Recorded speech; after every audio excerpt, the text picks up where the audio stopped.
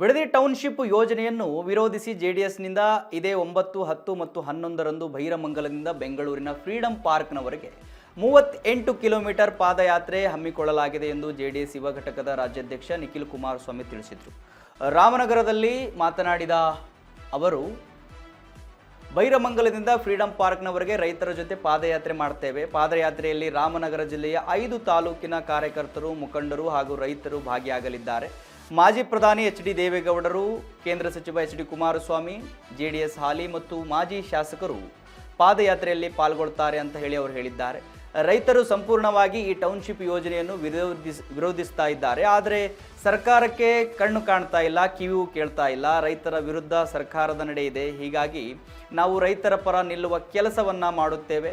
July 30, 31 ಮತ್ತು August 1ರಂದು ಪಾದಯಾತ್ರೆ ಹಮ್ಮಿಕೊಳ್ಳಲಾಗಿತ್ತು. ಆದರೆ ಅಜ್ಜಿ ಚೆನ್ನಮ್ಮನವರ ಅಗಲಿಕೆಯ ದುಃಖದ ಹಿನ್ನೆಲೆಯಲ್ಲಿ ಪಾದಯಾತ್ರೆಯನ್ನು ಮುಂದೂಡಲಾಗಿತ್ತು. ಆಗಸ್ಟ್ 9ರಿಂದ 11ರವರೆಗೆ 3 ದಿನಗಳ ಕಾಲ ಪಾದಯಾತ್ರೆ ನಡೆಯಲಿದೆ ಅಂತ ಹೇಳಿ ಮಾಹಿತಿ ನೀಡಿದ್ದಾರೆ. ಫ್ರೀಡಂ ಪಾರ್ಕು ಬೆಂಗಳೂರವರೆಗೂ ಕೂಡ ಬಿಡದಿ ಚಲೋ ಪಾದಯಾತ್ರೆಯನ್ನು ಈ ಹಿಂದೆ 30, 31, 1 ಅಂತ ದಿನಾಂಕ ಘೋಷಣೆ ಮಾಡಿದ್ವು. ಅಂದರೆ ತಮಗೆ ಗೊತ್ತಿದೆ, ಕಾರಣಾಂತರಗಳಿಂದ ಇದನ್ನು ಮುಂದೂಡಿಕೆ ಮಾಡಬೇಕಾಗಿ ಬಂತು. ಹಾಗಾಗಿ ಈಗ ಡೇಟನ್ನು ನಿನ್ನೆಯ ದಿನ ಮಾಧ್ಯಮಕ್ಕೆ ಒಂದು ಪ್ರಕಟಣೆಯನ್ನು ಪಕ್ಷದ ಕಚೇರಿಯಿಂದ ಹೊರಡಿಸಿದ್ದೀವಿ.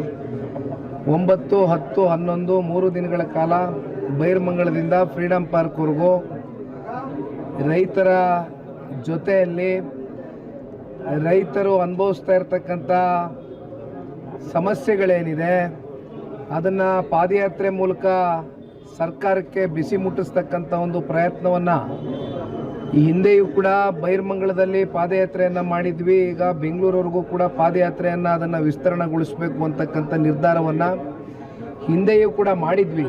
ಏಕೆಂದರೆ ಇದು ಯಾವುದೇ ಒಂದು ರಾಜಕೀಯ ಲಾಭ ನಷ್ಟದ ಲೆಕ್ಕಾಚಾರಕ್ಕಿಂತ ಹೆಚ್ಚಾಗಿ ಪಕ್ಷ ಎಂದಿಗೂ ಕೂಡ ರೈತರ ಧ್ವನಿಯಾಗಿ ಕೆಲಸ ಮಾಡ್ತಾ ಬಂದಿದೆ.